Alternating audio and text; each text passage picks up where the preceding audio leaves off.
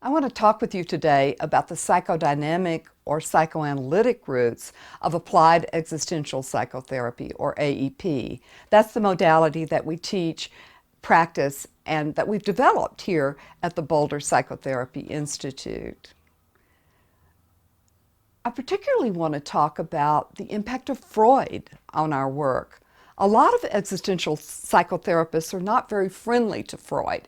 They don't see Freud as a particular influence on existential therapy because they think of existential therapy as being more a here and now, in the present moment, relating in a non-hierarchical way between the client and the therapist.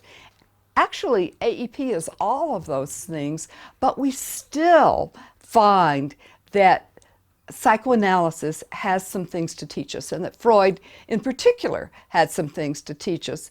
Actually, the early existential psychotherapists were existential analysts, so maybe we're in that tradition. In any case, what we're indebted to Freud for is four major things, and I'm going to put them not particularly in Freudian language, but I think they are things that have impacted all of depth psychotherapy, and I think they're things that we really can't do therapy at the depth that we want to do it without. So those four things are, first of all, the impact of childhood on adult life. Freud was the person who made us most aware that we're often reliving our childhood experiences in the present. In AEP, we're acutely aware of that, and we have a lot of techniques that we use that aren't particularly psychoanalytic to work with that. Among them are being able to start with what's going on in the present. We always start with what's going on in the present and deepening and going under and deepening to what goes on in the past. And when we find it, then we bring it into the present and maybe role play that relationship rather than interpret it.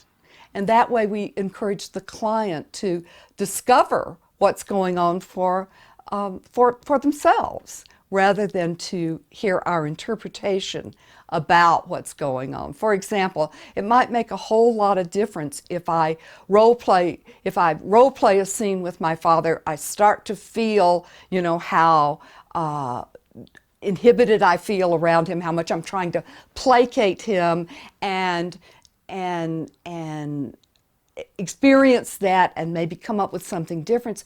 That might be a whole different way of approaching the impact of my childhood on the present than, for example, the therapist saying, you're experiencing that person, or you're experiencing me as if I'm your father. That interpretation would be kind of dry. I don't say it always is. Sometimes analysts make interpretations and they're very emotionally potent.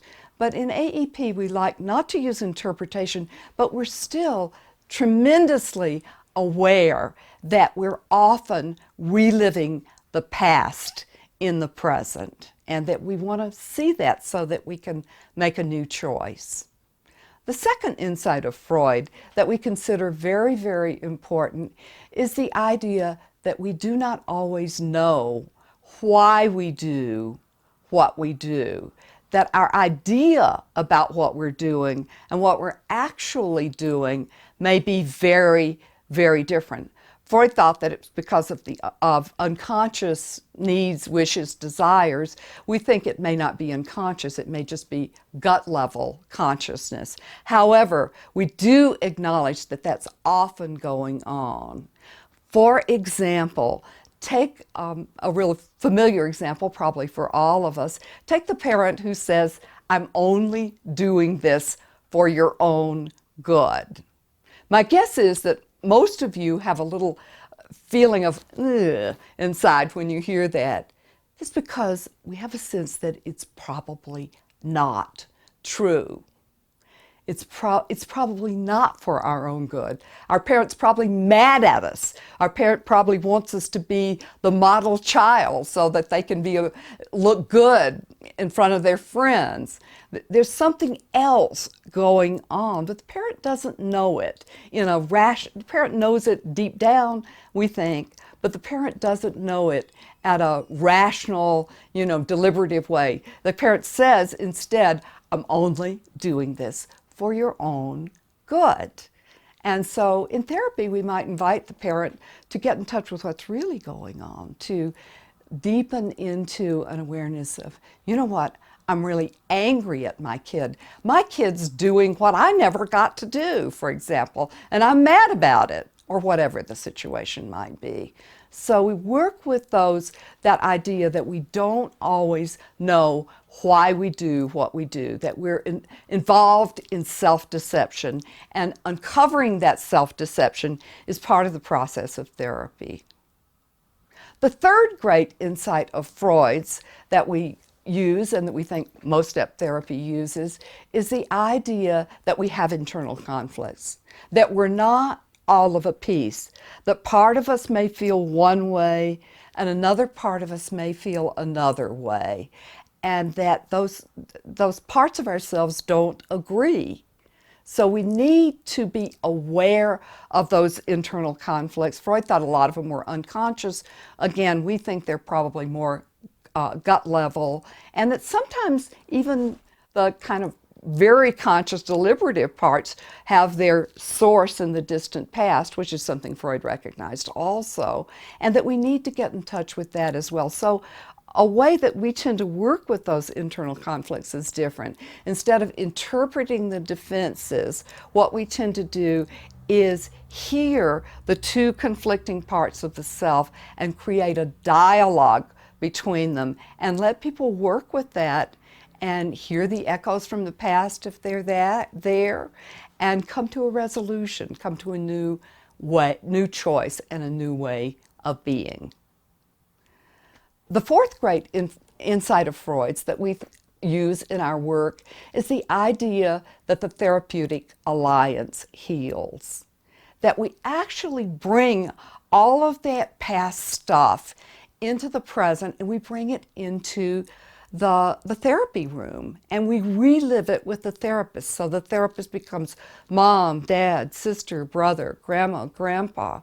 We think that was a brilliant insight of Freud's. And we also think it was brilliant of Freud to work with it in terms of the therapeutic relationship so that the person can begin to heal those old things and have a new way of relating to people in that person's life. So we think that's very, very important. And we're happy also that current psychoanalysis has become even more aware of the power of the relationship to heal. Classical psychoanalysis tended to just, look at it as being all the client's projecting or the client's transferring onto the therapist, and the therapist interprets it.